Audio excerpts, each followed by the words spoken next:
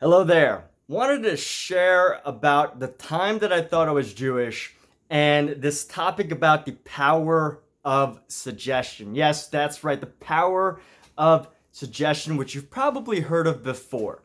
Now, you might have heard of the power of suggestion in things like hypnosis. You might have heard of somebody going to like a hypnotherapist or to get hypnotized to do something, or you've seen stage hypnotists and in magic where someone suggests you to pick a card and it's kind of like implanted in your mind which card that you're going to pick and you think it's like magic or something. Or the topic of subliminal messages, which have been pretty controversial, and some subliminal messages were actually used in advertising many, many, many years ago. And there was even some research done where I think it was something like a movie theater put a subliminal message, like a sound, a suggestion just below the conscious level that made it so that people went to go buy popcorn or some soda or something like that. And the research showed that when they played that subliminal message, more people were likely to go. So that's like below the conscious level, below the obvious like conscious awareness level. Let's talk about just at the conscious level, the time that I thought I was Jewish and how that affected me. So when I did a 23andMe, and if you don't know what 23andMe is, basically it's a genetic test. You spit into a tube, you send it to a place, and they do like a genetic evaluation of your spit. I don't know how they do it. I don't know the science behind it. But after I had done that, their results came back, and for an entire year, it said that I was like less than 0.1% Ashkenazi Jewish. And it even had an explanation of how that came to be. There's an explanation that like my great great great great great grandparents at some point met along the Silk Road and they had kids, and somewhere along the line, like, that's when my family came to be or whatever. So with that said, that changed after a year, but through that whole entire year, I almost basically believed that I was Jewish. If it said that I was more than 0.1% Jewish, I probably would have started to go to a temple or something to try to practice, or talk to a rabbi, right? If it said I was like 0.2 or 0.3%, I would have really liked to know more about what it means to be Ashkenazi Jewish. But it said I was only 0.1%. So I did a little research, and I was starting to think like, oh wow, maybe that's why I grew up in a Jewish neighborhood. Like I was destined to grow up in a Jewish neighborhood, and I started to believe these types of things. And I even did research that said that, and I know stereotypes are bad, generalizations are bad. Even when they're good, they're bad. But I couldn't help but believe this, that about myself, of course, it felt good to believe it about myself, was this idea I'd read somewhere that research showed that Ashkenazi Jewish, there was research done on Ashkenazi Jewish people that said that their IQ in general was much higher. So for that time period, I even thought that my IQ was higher. I felt smarter during that time period, as weird as that sounds. And where that really took me, besides the fact that I started doing research, besides the fact that I really thought I was Jewish for a little bit, besides the fact I started to do research into what it means to be Jewish, or like believing all these things, like from my IQ increasing, right? It made me really think about when the results went away and it finally said that I was, not Jewish, or that went completely away. I started to think to myself, like, what is the power of that suggestion? And this came from like a genetic test, of course. So of course I thought there was more accuracy, but ultimately the results turned out that I had no Jewish at all. And then, there was some other results that I thought were true. It said that I was something else. So I started doing research on that, and I thought I was a different ethnic history background, and that went away too. But, with that said, just thinking about this power of suggestion, this power of belief, this power of something like that having an influence over what I felt about myself. And when it comes to that,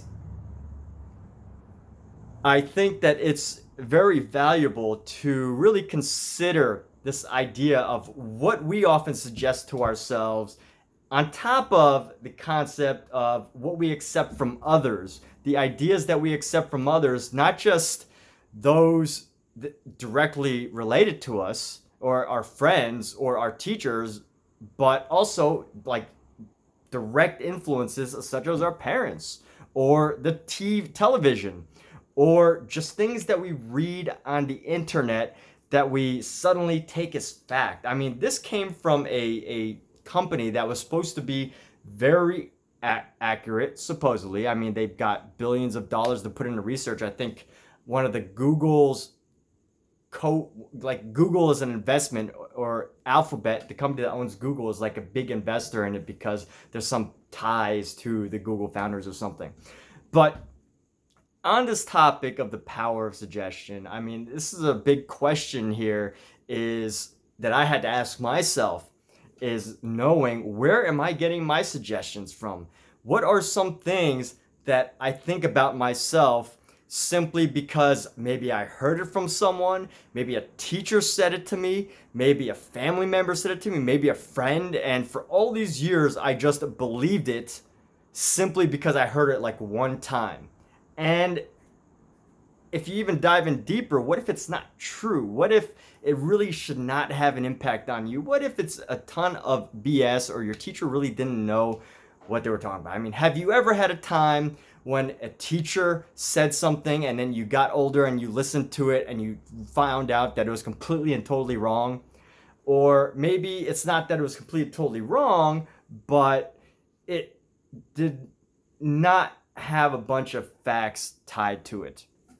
Or maybe just, whatever, your teacher led you down the wrong way. I mean, I know we want to trust teachers, we want to believe in teachers, but for whatever reason, it just did not make, perfect sense. It didn't really help you in real life. I mean, teachers have been wrong before. So with that said, and a question for you on this topic of the power of suggestion, and this is just at the surface level. I mean, there's so many other ways that we're influenced by suggestion, like advertisements and things like that. I mean, that's a whole world in itself, just advertisements. But what are some things in your life that you think may be impacting you? Now, in this situation, for me, thinking I was Ashkenazi Jewish opened up a whole new world of interesting things, because, there was an entire religion tied to it. There was an entire culture, and potentially even a trip to Israel if I could prove that, in my blood I was like part Jewish, because of they have something called a birthright, where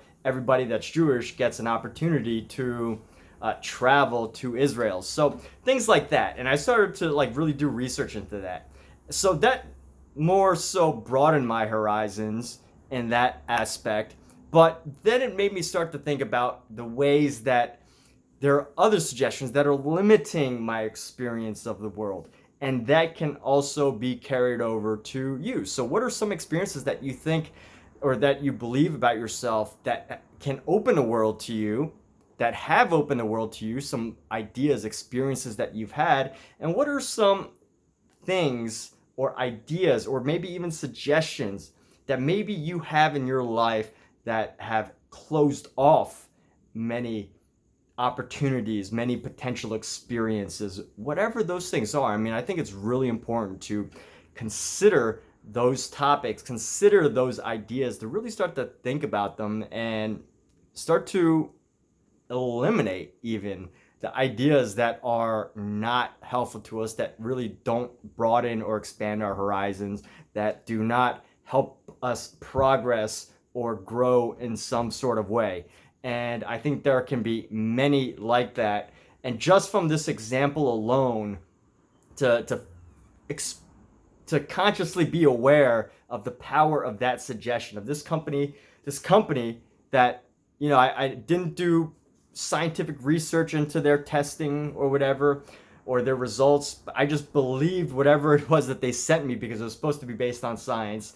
And it doesn't mean I don't believe them anymore. But in thinking about this, right, we've heard about the placebo effect, and the idea that someone could take a sugar pill and suddenly believe that they no longer have back pains, or that they no longer have some sort of a stress, and that it can be relieving and things like that. So we already know about these power of suggestions from those different topics. We already know that there is a such thing as a placebo effect. We've heard of, hypnosis and subliminal message and things like that. But have we really, or have you, or in my side, in thinking about this topic of, have we all really spent time to think about where we're being hypnotized in life, for lack of a better term, where we're not being consciously aware of how we're going through our daily lives simply because of something that we've come to believe, simply because someone else either told it to us, an authority figure, a mentor, a family member who we trusted. And it's not to say that they're wrong, but maybe their life experiences have not, the advice that they get from their life experiences have not helped you progress. So something important, interesting to think about, something interesting, but also very important. If there are things that you or I or anybody wants to do, but there's something limiting them, or what are some beliefs, what are some suggestions that you would like to have in your life that you think could help you expand your horizons? And then how can you potentially get those experiences? How can you potentially get those suggestions and put them within you? How do you get positive suggestions? Whether it be to go to a motivational coach, maybe you go out more, maybe you change your outlook on life, or things like that. So that can be helpful. But with that, hope this video is helpful to you, and I'm glad to be able to share my experience with you about the time I thought I was Jewish, and this very, very important topic of just in general, the power of suggestion. And have a wonderful day.